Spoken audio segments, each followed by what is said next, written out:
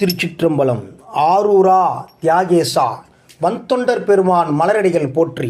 தொடர் 5. நீதியில் ஒன்றும் வழுவே நிற்கண்டகம் செய்து வாழ்வேன். வேதியர் தம்மை வெகுலேன் வெகுண்டவர்க்கும் துணையாகேன்.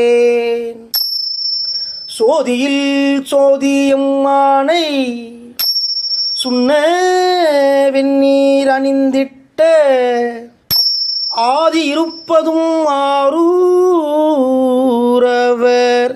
எம்மையும் ஆழ்வரோ கேளீர். அவர் எம்மையும் ஆழ்வரோ கேளீர்.